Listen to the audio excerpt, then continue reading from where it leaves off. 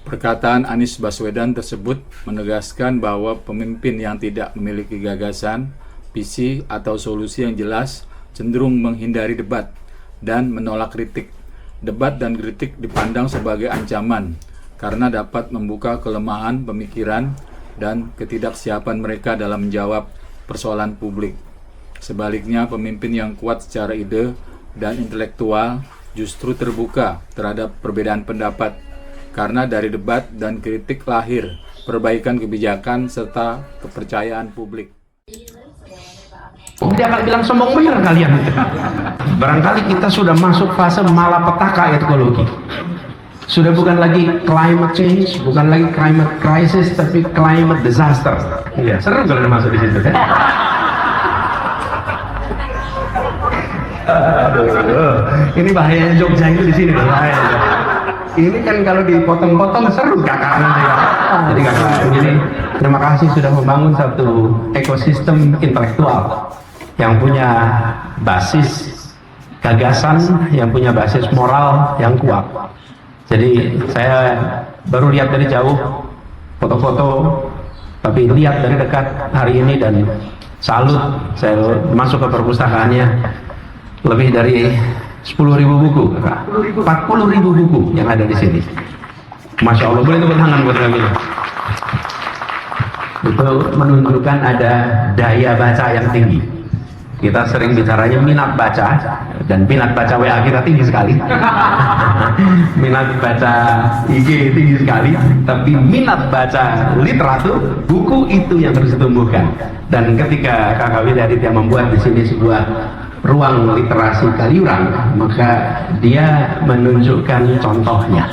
Nih, rekam jejak dari mulai mahasiswa sampai sekarang, daya baca yang tinggi, dan itu menggambarkan kemudian teman-teman. Ini ngobrol sedikit ya soal ini teman-teman. Ini saya tanya sedikit, yang mahasiswa acungkan tangan coba. Masya Allah, mayoritas. Yang bukan mahasiswa acungkan tangan. Yang bukan mahasiswa acungkan tangan coba. Nice. Sekarang saya mau tanya, yang SMA acungkan tangan. Wih, keren. Itu yang menarik ya, kalau di Jogja ada diskusi selalu muncul mereka yang datang berseragam dan pamit dari sekolah untuk ikut acara-acara seperti ini. Jadi teman-teman sekalian, ketika berada di Jogja, ini adalah sebuah perjalanan intelektual, dan perjalanan intelektual itu harus dimaknai sebagai usaha memberikan kebermanfaatan. Jangan sampai perjalanan intelektual hanya sekedar untuk kepuasan personal, tapi memberikan kebermanfaatan. Dan ketika perjalanan intelektual menjadi kebermanfaatan, maka wujudnya dengan ruang diskusi, ruang tulisan, ruang untuk interaksi. Dengan begitu pikiran itu menyebar, dan pikiran itu dibenturkan dengan pikiran yang berbeda, dibenturkan dengan kenyataan, dan dibenturkan dengan peristiwa yang pernah terjadi sebelumnya. Sehingga perjalanan intelektual itu menjadi makin kaya. Saya salut sekali Kakak Willy atas perjalanan intelektual yang selama ini dijalani dan berada di wilayah politik. Berada di wilayah politik itu artinya berada di wilayah yang boleh diinterpretasikan apapun yang dikerjakan, di wilayah yang bisa berpengaruh pada arah kehidupan kolektif kita semua. Jadi gagasan yang tadi disebut ya, tentang undang-undang namanya apa ya? Sistem perbukuan itu menjadi satu kebutuhan yang luar biasa. Industri perbukuan kita harus tumbuh. Dan sebetulnya saya waktu itu di Jakarta buat taman literasi namanya, Taman Literasi Marta Tiahabu di Blok M. Dan kami waktu itu membuat pasar buku. Waktu saya mulai bertugas di Jakarta, saya tanya, di Jakarta ini semua pasar ada, sampai pasar kambing ada, pasar burung ada, pasar apa lagi coba, pasar apa saja ada, tapi pasar buku tidak ada. Pasar buku tidak ada, yang ada adalah kios-kios buku, tapi kita tidak menyelenggarakan namanya pasar. Akhirnya kita bangun pasar buku satu di Kenari pertama kali, di Kenari pasar buku, lalu taman literasi. Kenapa? Karena sejarah perjalanan literatur di Indonesia itu sentralnya di kota Jakarta. Dari mulai era pra balai pustaka sampai era balai pustaka, semua pujangga-pujangga itu berkumpulnya semua di Jakarta. Dan kalau ditanya, Anda boleh Google aja coba berapa jumlah penerbit di DKI Jakarta, maka Anda akan menemukan bahwa rumah penerbit Indonesia itu adalah di Jakarta. Dan Jakarta alhamdulillah jadi City of Literature di tahun 2022 kemarin. Jadi kita merasa bahwa literatur cermin peradaban dan harus itu dihidupkan. Jadi kali ini saya tak bisa menutupi perasaan ini, Bung Taufik, perasaan bahagia ini bahwa di sini ditumbuhkan ruang literasi. Insya Allah ini menjadi tempat di mana benih-benih gagasan berkembang dan berdampak untuk masa depan Republik Indonesia tercinta kita. Nah, yang kedua, saya senang sekali kembali ke sini. Terima kasih dibilang welcome home. Ya, ini welcome home. Rumah saya Jalan Kaliurang KM5. Jadi acaranya namanya Ruang Literasi Kaliurang gitu. Perasaan familiar sekali nama ini gitu. Rumah saya di sana, dan sebetulnya kali ini kemah saya pertama kali itu di samping Pondok Pandanaran. Itu kemah pertama kali saya. Jadi kelas 5 SD, rombongan rame-rame lalu kita berkemah di dekat sini. Inilah ruang tempat masa kecil kami. Terima kasih dibawa pulang kami ke Jogja. Nah, temanya berat, teman-teman. Temanya berat, nggak bisa dipungkiri. Tema ini tema berat, teman-teman. Dan kalau lihat apa Kakak Willy ini temanya cerdas ini, kota dan krisis ekologi. Jadi barangkali kita sudah masuk fase malapetaka ekologi. Sudah bukan lagi climate change, bukan lagi climate crisis, tapi climate disaster. Saking kita ini sudah masuk ke fase ekstrim. Betapa dua eko ini tak bersahabat.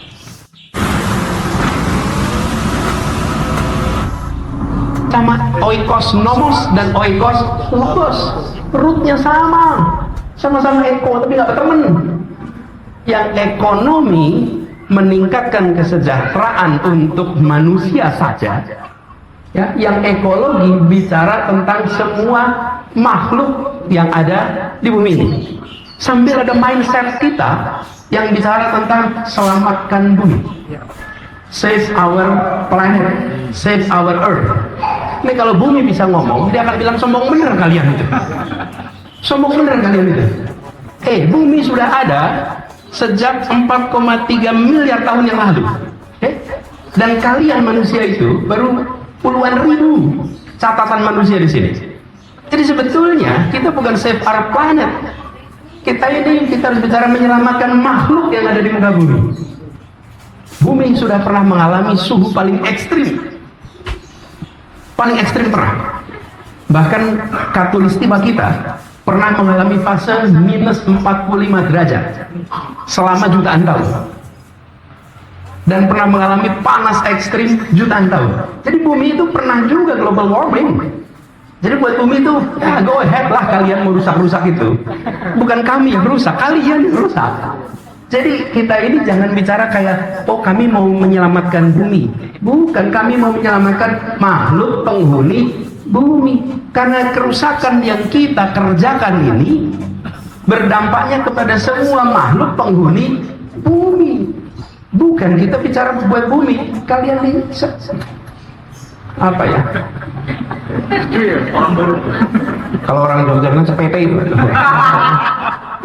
Segini gitu. Kalian itu kecil banget gitu. Di usia bumi yang 4,3 miliar tahun, maka puluhan ribu tahun itu kayak nothing. Jadi jangan GR kita. Maka itu saya ingin sampaikan, sebenarnya ada pesan paradigmatik yang harus kita ubah, bahwa kita harus menyelamatkan makhluk yang ada di bumi ini supaya bisa berkelanjutan, agar anak cucu manusia dan makhluk-makhluk lain bisa tetap hidup di bumi ini. Karena tanpa kita pun sebelum kiamat bumi ini tentu masih ada. Jadi kebutuhan kita hari ini adalah menyelamatkan sesama. Nah, saya membuat beberapa catatan kecil terkait dengan soal, kita harus mengembalikan nih ekonomi dan ekologi supaya akur, sudah beberapa dekade ini muncul konsep 3P di private sector. Profit, people, planet. 3P, udah muncul tuh kesadaran itu. Tapi belum semua korporasi memasukkan. Itu dari sisi pelaku ekonomi. Kita menyaksikan. Nah, ini kaitan dengan kota. Bagaimana dengan kota? Seperti tadi kutip topik tadi, saya sempat sampaikan di dalam sebuah percakapan bahwa mayoritas kerusakan lingkungan itu dilakukan di kota atau dilakukan oleh orang kota. Walaupun peristiwanya di tempat lain, tapi oleh orang kota dan di kota. Jadi, dan era ini, era industrialisasi sekitar 350-an tahun terakhir ini telah memiliki dampak yang lebih dahsyat daripada sepuluhan ribu tahun eksistensi manusia di dunia ini, di bumi ini. Nah, kita perlu mengubah cara pandang kita. Jadi catatan kami, saya menyebutnya kota itu harus dipandang bukan sebagai mesin kegiatan ekonomi, tapi kota itu dipandang sebagai rumah kehidupan. Kalau rumah dipandang sebagai rumah kehidupan, maka yang diurus bukan angka, tapi napas. Yang diurusin napasnya. Kalau ini dipandang sebagai mesin untuk ekonomi, maka yang dipandang angkanya. Dan kita begitu melihat kota hampir selalu fokusnya kepada angka, bukan kepada denyut napas kehidupan yang ada di dalam sebuah kota. Nah, kita tahu bahwa kota itu bagian dari ekosistem, dan kota itu bukan lawannya alam. Kota itu harus menjadi sahabat dari alam. Jadi ketika mindsetnya itu diubah, maka turunannya itu berubah, teman-teman. Turunannya berubah. Saya termasuk yang meyakini, teman-teman, bahwa kalau kita mengurus sesuatu, itu sama seperti kita memimpin sesuatu. Mengurus itu memimpin sesuatu. Kalau memimpin sesuatu, sebelum sampai kepada karya, itu harus ada gagasan. Gagasan itu ada nilai, lalu diturunkan menjadi narasi. Setelah ada narasi, baru jadi karya. Tapi kalau hanya karya saja, tanpa narasi, tanpa gagasan, maka biasanya dia tak memiliki arah yang bisa dijelaskan. Dan kalau dalam negara yang demokrasi, karya saja, tanpa narasi, tanpa gagasan, maka dia biasanya anti kritik. Ya betul. Kenapa anti kritik? Karena nggak ada gagasannya, nggak ada narasinya. Kenapa bangun ini? Ya karena saya pengen bangun ini. Sering nggak ketemu begitu? Iya. Kenapa? Ya karena saya mau bangun ini gitu. Anda bangun ini tuh harus punya gagasan, harus punya narasi. Dengan begitu Anda bisa menjawab semua pertanyaan dan bisa menjawab semua perdebatan. Yang takut debat berarti tidak bawa gagasan. Yang takut debat berarti tidak bawa narasi. Kalau bawa gagasan berarti pasti nggak akan takut debat. Nah, teman-teman, dengan adanya kota sebagai simpul tempat kita berkehidupan, lebih dari sekedar berekonomi, maka semua kebijakan turunannya menjadi kebijakan bersahabat. Ini teman-teman, apalagi kalau kita lihat apa yang membuat sebuah tempat itu menjadi kota bagi manusia. Sebuah tempat jadi desa, desa akhirnya jadi kota. Apa hal pertama yang harus ada? Apa teman-teman? Manusia tentulah, setuju. Tapi kenapa manusia kemudian berkumpul dan jadi desa, lalu jadi kota? Harus ada apa di situ? Harus ada air. Air. Tidak ada air, tidak ada. Teman-teman buka Google Map, oke? Google Map-nya, hilangin satelitnya, lalu Anda pasang cukup dengan namanya default. Oke, hilangkan semua. Lalu lihat kota Jogja, isinya aliran air semua. Coba aja perhatikan. Coba buka sama-sama. Punya Google Maps kan? Coba Anda zoom tempat ini, kelihatan garis-garisnya apa itu? Sungai semua bukan? Exactly. Kawasan ini, Jogja, Magelang, adalah Magelang itu kota tertua di Nusantara. Kota paling tua di Nusantara itu Magelang. Itu dibangun karena ada pasokan air. Mekah karena ada sumur Zam-Zam. Semua. Kota London kan ada sungai. Semua harus ada sungai. Jadi kalau ada orang bikin kota di tempat yang tidak ada airnya, berarti dia tidak menghormati ilmu pengetahuan dan orang-orang tua kita semua.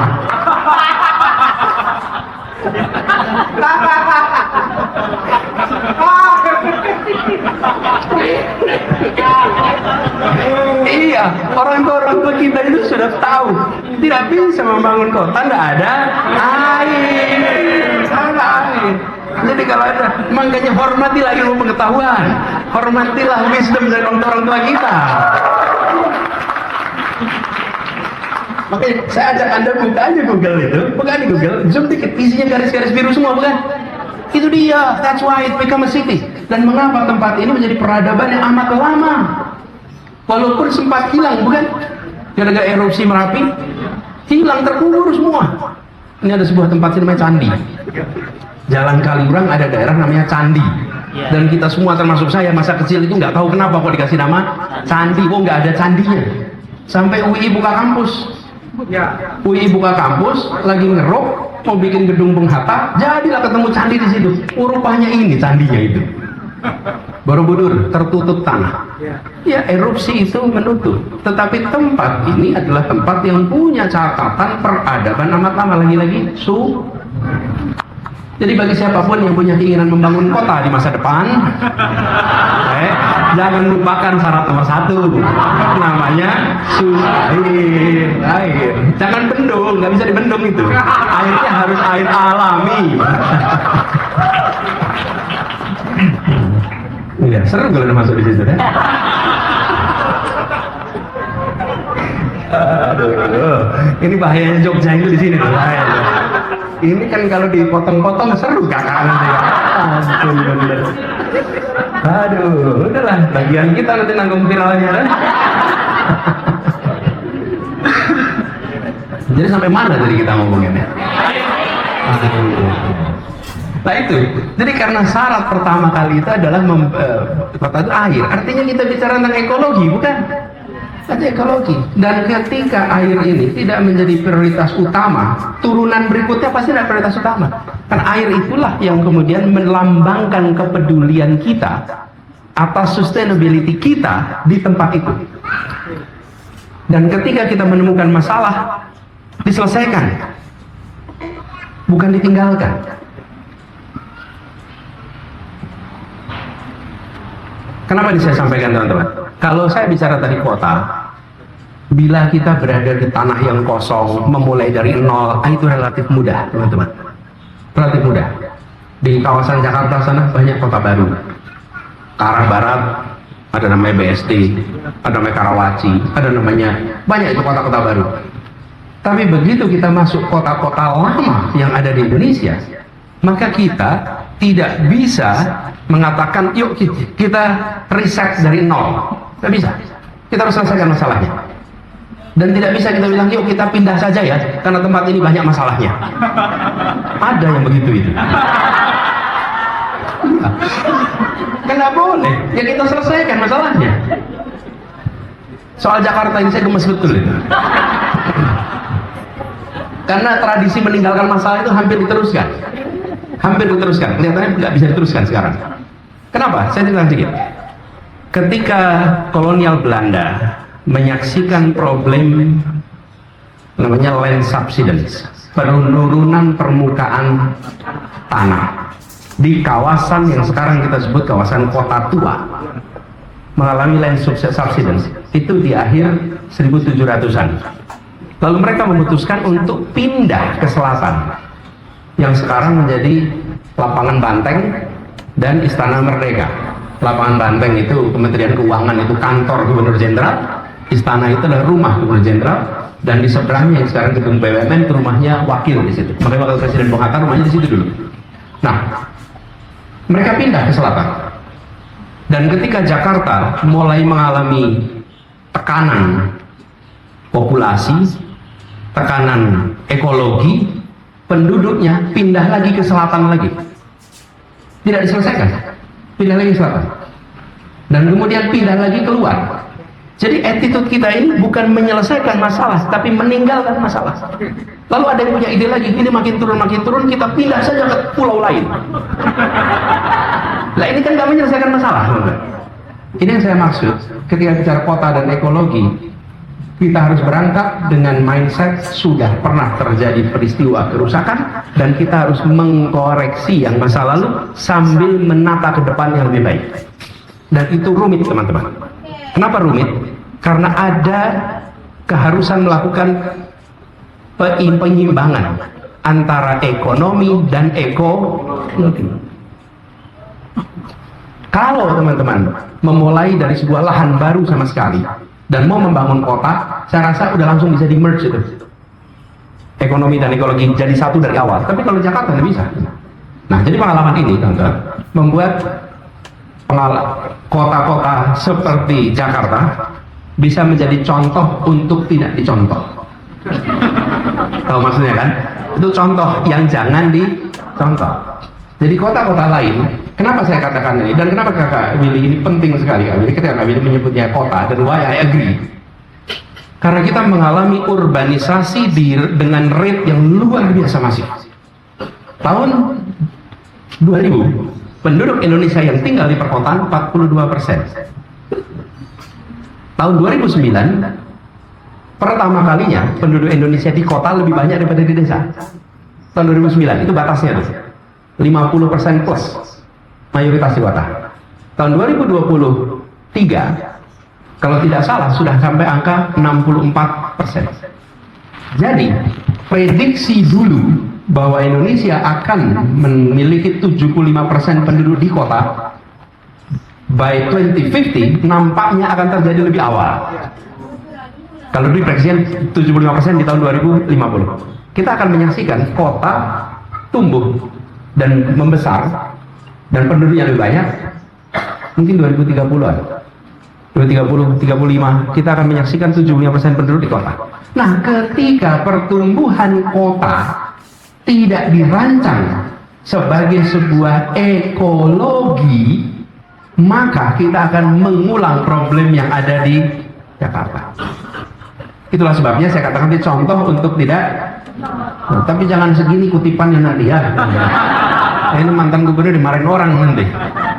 Jadi, tapi dalam artian kita refer itu the don'ts, ada don'ts-nya, ada do-nya, ada don'ts-nya. Apa yang jadi contoh?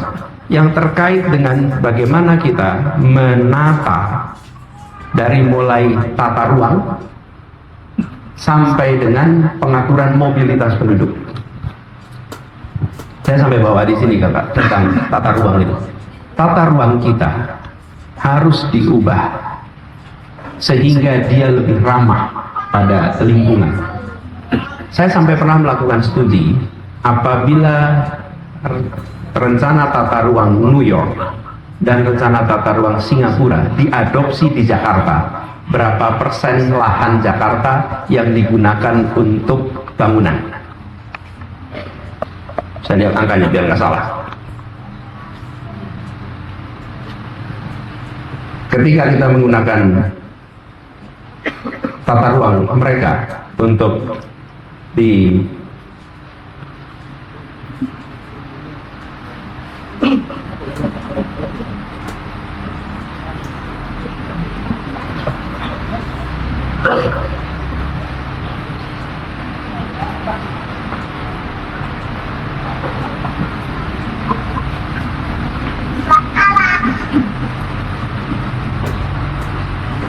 ini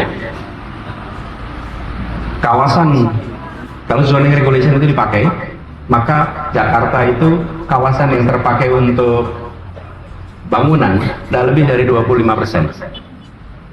Yang 75% menjadi hijau. Kalau kita pakai yang digunakan, maaf kita Singapura. Kalau kita pakai aturan yang digunakan di Manhattan, maka kira-kira sepertiga wilayah Jakarta itu bangunan. 2/3-nya adalah hijau, terbuka. Kalau kita pakai aturan yang digunakan di Shanghai, maka kira-kira 20% saja yang digunakan bangunan, 80% itu. Nah sekarang dengan aturan ada. Jadi rencana tata ruang adalah kunci pertama. Dan kita harus memikirkan itu. Yang kedua, yang harus dipikirkan ke depan adalah tentang bagaimana air, udara itu terkelola sebagai satu sistem yang sustainable. Untuk itu bisa terjadi, teman-teman, maka kita sekarang beruntung dengan ada kemajuan teknologi, maka pengolahan air dari mulai hulu ke hilir sampai air yang digunakan untuk kebutuhan pribadi oleh manusia itu bisa dikelola dengan prinsip sustainable approach. Yang kedua, udara. Dan udara kita menyaksikan, hanya udara itu memang tantangannya dia bergerak bebas. Dulu saya pernah bilang tidak punya KTP, tapi rame betul betul. Karena angin itu bergerak bebas. Jadi kalaupun kita di sini menjaga sebersih mungkin, tapi kalau tetangga kita melakukan polusi terus-menerus, ya air udaranya akan sampai ke kita. Karena itu harus dikerjakan dengan skop yang lebih tinggi.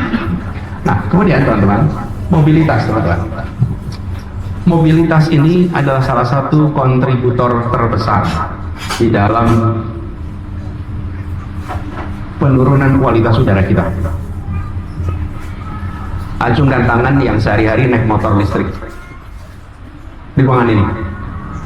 Nggak ada. Saya juga enggak. Yang pakai mobil listrik, mahasiswa Jogja mau tanya mobil listrik. Oh, ada satu, alhamdulillah ada satu, menyelamatkan. Teman-teman, kita semua nyumbang emisi, bukan? Kita semua nyumbang emisi dengan magnitude yang dahsyat. Nah, apa yang kemudian ini mindset?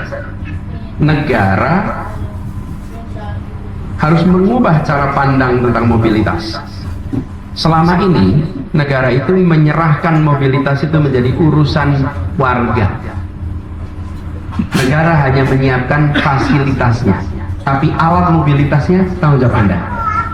Caranya diberikan fasilitas kredit motor mobil yang murah, disubsidi BBM-nya, betul kan teman-teman?